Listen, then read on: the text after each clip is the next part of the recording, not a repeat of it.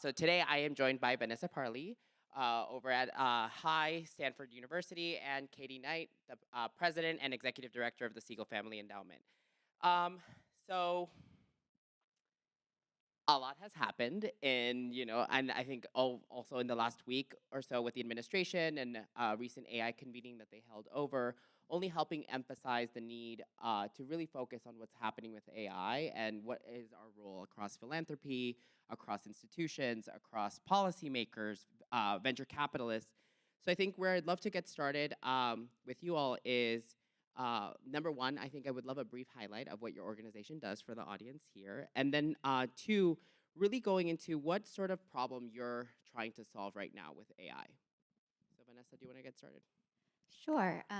Hello, everyone. I lead the research and education programs at Stanford HAI. So, HAI is an interdisciplinary institute, the Stanford Institute for Human-Centered AI, within Stanford University. So, we work across all 7 of the Stanford schools with the idea that because AI will be impacting all aspects of society, it is starting to, we can't just have computer scientists in their office building the tech by themselves. We need doctors, lawyers, humanists, all these educators, all these different disciplines and areas of expertise to ensure that the technology benefits everyone.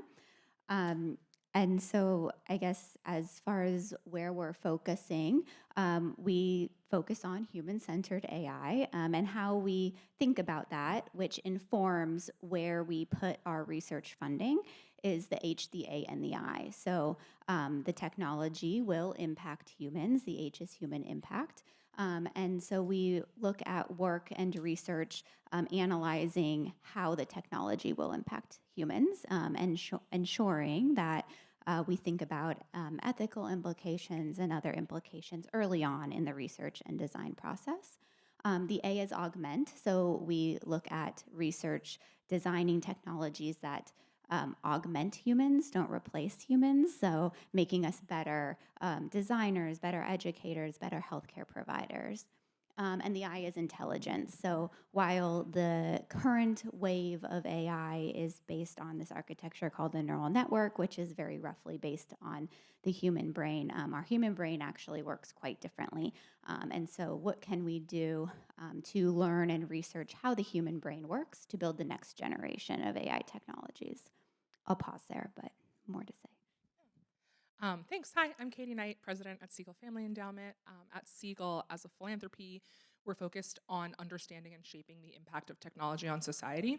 And I often say that's for better or for worse. So we look at ways to leverage tech for good, particularly emerging technologies like artificial intelligence. But we also think deeply about how to mitigate the risk and harm of pervasive technology, that if we have tech everywhere all the time, in every application, there may be some pitfalls that we need to be thinking about. And so for us in this hot AI summer that we're having, we've been thinking about what it means in our context. You know, I've been doing this work for about a decade. And for a long time, people didn't understand the value of thinking about the impact of technology on society so intrinsically as I think they do when it comes to AI, in particular generative AI that we've seen in the last 2 years explode into the public consciousness. So I don't have an AI strategy per se, but we have a lot of strategies around how tech can both be utilized by the social sector to create efficiencies, to scale impact, to think differently about, the way that we might solve some of the intractable problems that we've seen across decades. But we're also thinking about how we make sure that the problem set that comes from communities, the actual tangible problems that people are trying to address, can be paired with tech solutions, and where tech is and sometimes isn't appropriate as a solution sort of vehicle for solving some of these social problems. So we think a lot about, we call it design, govern, fund, deploy, like these different spots in the life cycle of technology where we can integrate more of that tangible, sort of human-centered lines of thinking and questioning that will hopefully lead us toward more technologies that actually do solve real problems. Thank you both for that. I think going into just digging into our conversation, I think one of the big themes that we're trying to address here is like this part of trust, right? And where I'd love to get started is sort of your non-negotiables. So the both of you are probably exposed to God knows how many organizations that now suddenly have an AI component and solution, quote unquote. Um, what are those things that you both look at in terms of like, listen, do you have this in place? What is your solution? Who is the audience for that? Like, what are the sort of indicators that you would consider a red flag per se when talking to a new organization?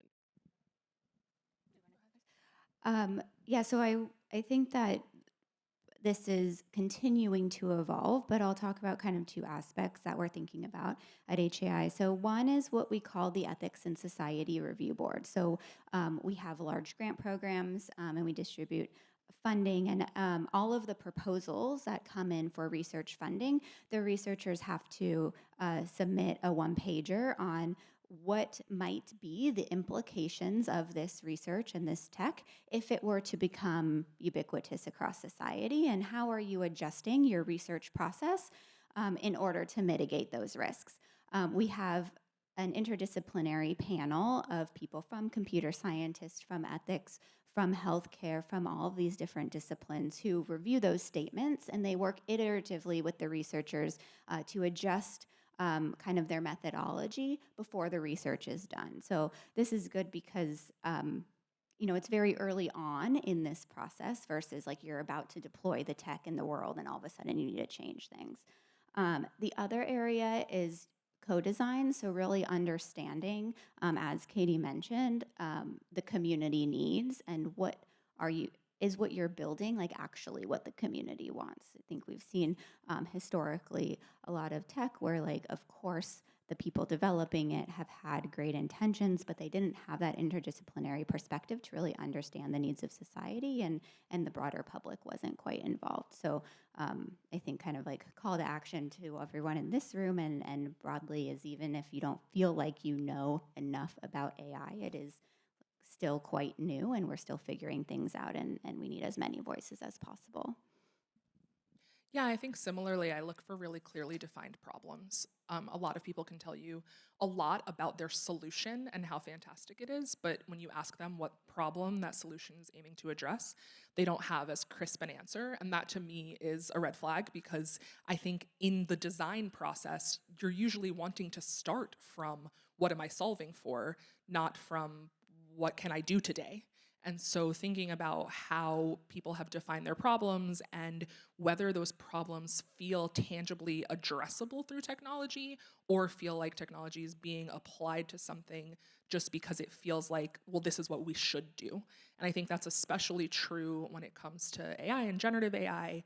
People are not necessarily specific about understanding where AI can be helpful, but they know that somehow it should be. And that to me is a pink to red flag on what a project might be trying to do. So I think for those sort of seeking opportunities to engage with communities and solve real problems, start from a place of actually questioning what those problems are and not just applying solutions. At Seagull, we also fund and do research. We have a small research team and an external network of research fellows. And I think in that group, we're a lot more hands-on in terms of what we are telling them they must do with their research, because I think the foundations of academic discovery are really important.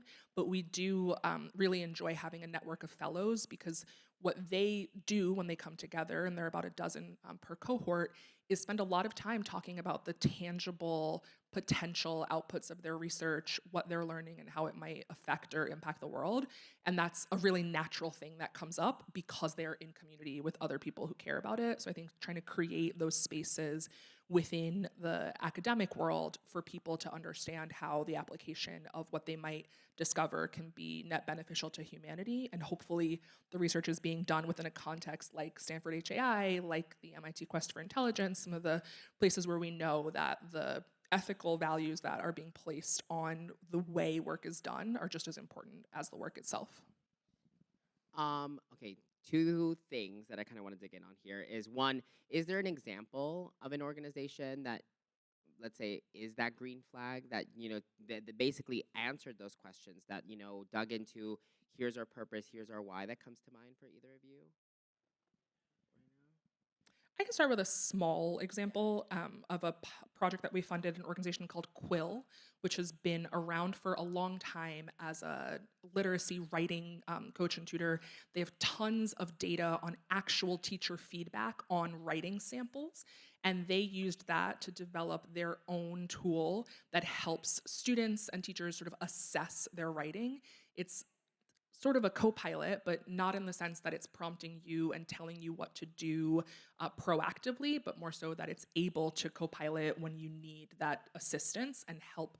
It's specifically designed with educator input to help guide students in the way that a teacher or coach might toward better writing outcomes. And that's something that's really hard to provide at scale from a human being. The student-teacher ratio, as you probably know, is not great in most public schools across the country. So if there are ways that a tool can be a coach, but under the guidance and control of the human being still in the classroom, that to us is, I think, a sort of green flag. And we've worked with Quill not only on that project, but then on sort of a responsible development playbook that other organizations with similar data around other subjects might be able to use to design similar tools.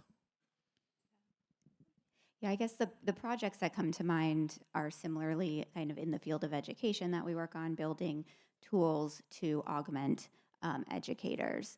And then also, we have a project where the professor is named Michael Bernstein, and he's working with many folks across Stanford, thinking about how cultural values are embedded into these AI systems, and thinking about, again, working with like the humanists who actually study culture and then the communities across these different cultures to understand like what is coming out of the models and how it does or does not align with various folks around the world. And I guess one of the findings is that it does not.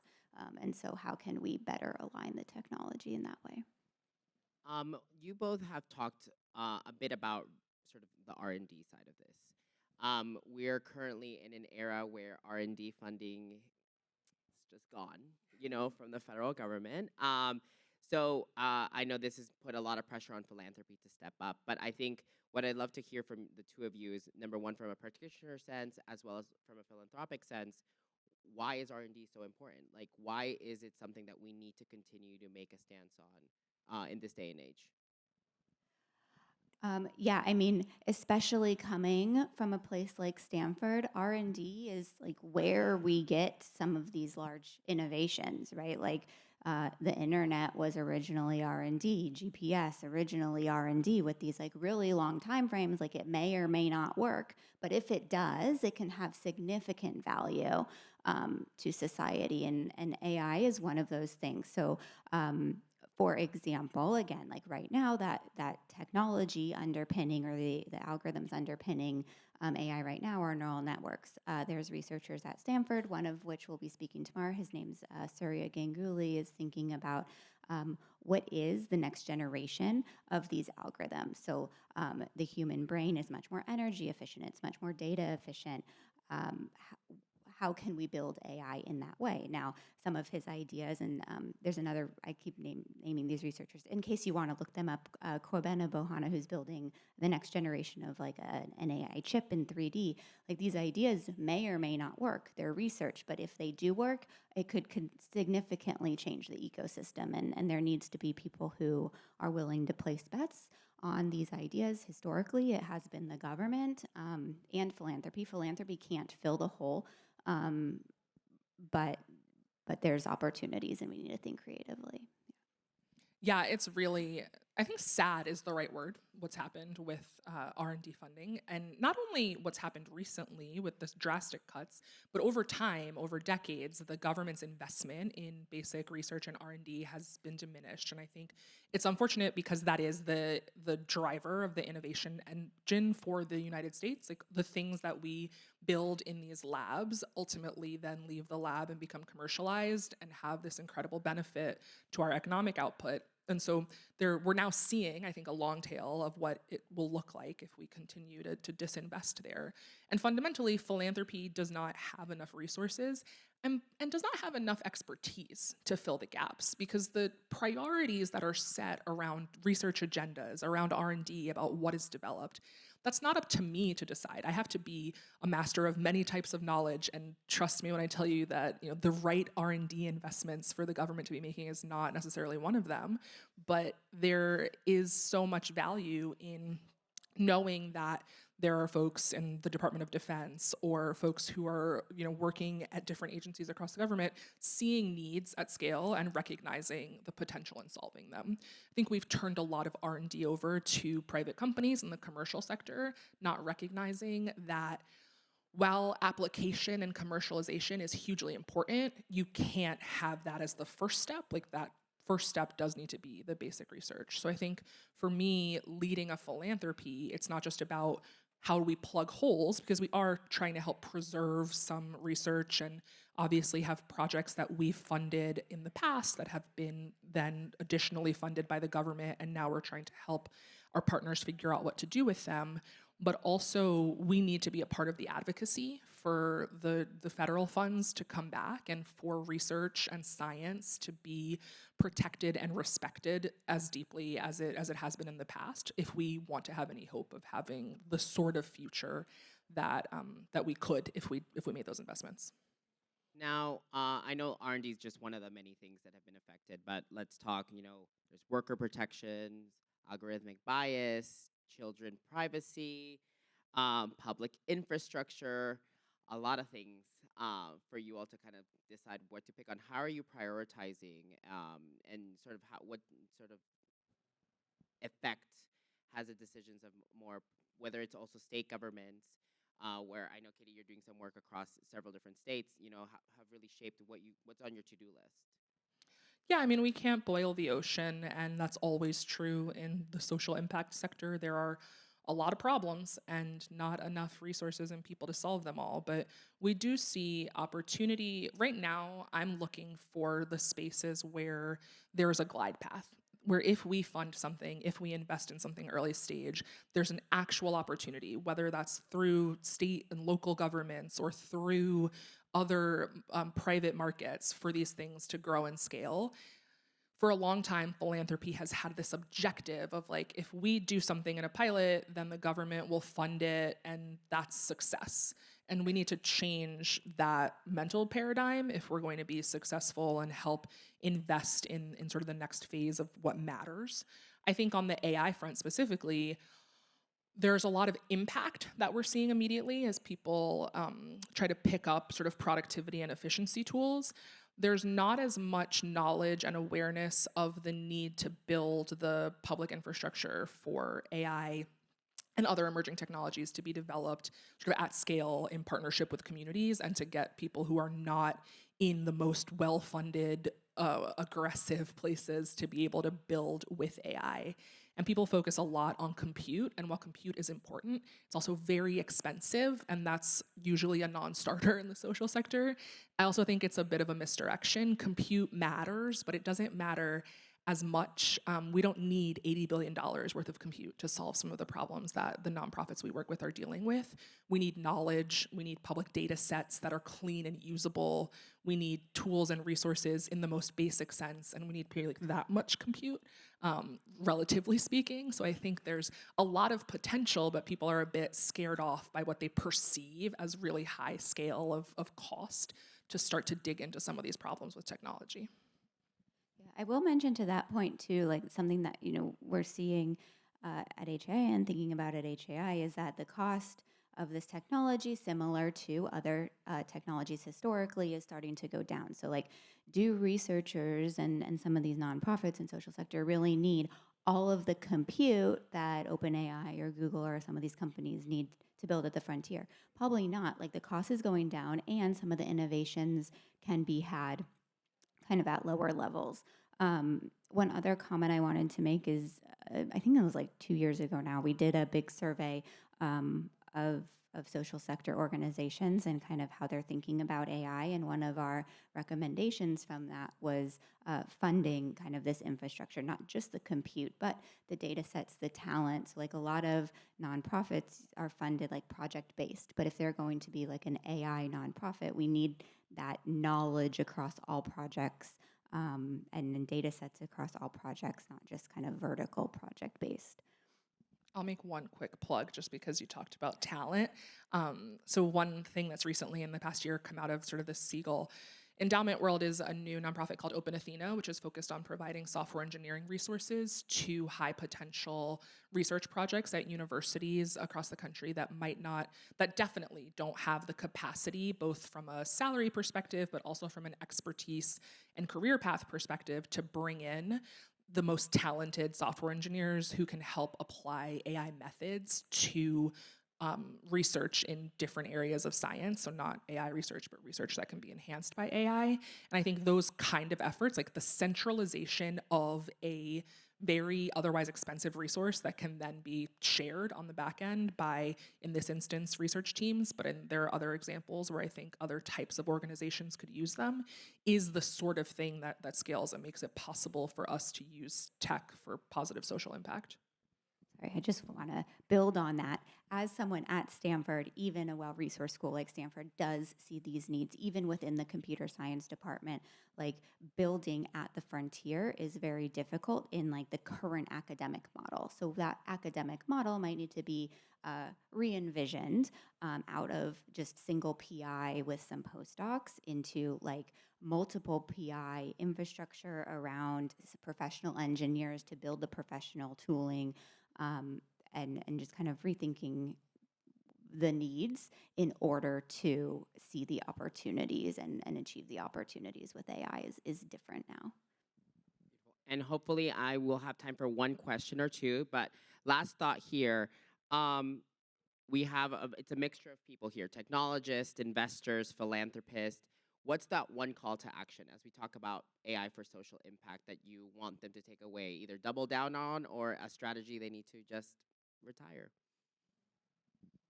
I'm going to go back to what I said earlier, which is clearly define the problem. And if someone's pitching you, ask them what the problem that they're trying to solve is before they start talking about their solution. I'm not letting anyone pitch me on yet another thing that turns out to be a chatbot with a shiny skin on it that's the same ChatGPT that you could access in a browser, but they've made it, nonprofit friendly and now want $10 million for it. Yeah, so I was going to say a similar thing, so I'll say something different, is really thinking critically about the technology and like what you're seeing as far as what's coming out in the media and some of the large AI labs, and getting a diverse view about kind of what the research is actually saying, what the technology can actually do, and the opportunities for the technology, because they are a lot, but they're not guaranteed, and it's up to all of us to make sure that we build the technology in ways that we want it to be built and used. Perfect. Now, questions? Yes. Hi there. My name is Anita Bieberg, and I have a AI for social good startup. But I found in living in the Bay Area, I mean, I am a tech person, but I wanted to use tech to change the world and uplift communities. And most people, investors, came to me and said, "Why don't you just go be a nonprofit?" Even though it's software for nonprofits as well as for communities. It's the attitude that it's become very difficult for founders. I feel like if we are all trying to do good, they're like, then be a nonprofit. So, yeah. What is your take on that? So maybe. Yeah, I'll say quickly. I think there will be a correction eventually, because the notion of traditional VC, if you make a ton of bets and then one pays off really big, two pay off really big, and the others can fail, has sort of been lost, right? There's a lot of aggregation around the same big companies, and as a result, companies that might have a different sort of mission or objective are being ignored because there's not the right place in the capital stack for them. I think we're aware of that in philanthropy, and I'm not the only person aware of it. And we've been talking a lot about how using our own investment vehicles like endowments, program-related investments, mission-related investments can help solve for that and hopefully start like a flywheel of other people seeing the value in these investments. Because just because it has a social good component doesn't mean that it still can't go 10x, 20x, even 100x, right? It's just a matter of recognizing that there are markets for these things and that they don't all have to be like throwing money into the void. Other questions?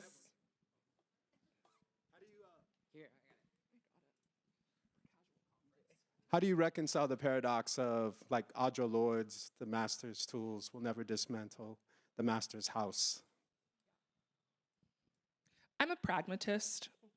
And I say that in all seriousness. Like, I think I see that perspective. I see that entirely, but I think fundamentally we have to operate within the world that we're given, and to the extent that we can change it, we should.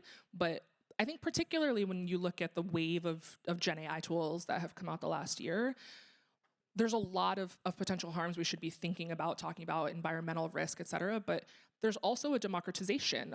If you want to make a proof of concept for a tech platform, you can vibe code it in a couple days, maybe with some help from a search engine and a friend, where you might have needed to assemble a team and find a technical co-founder, right? And so I do think that there's some value in being able to take over this means of production, in a sense, and utilize it in new ways.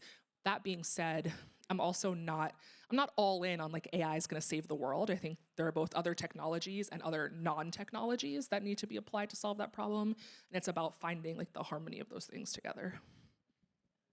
Great.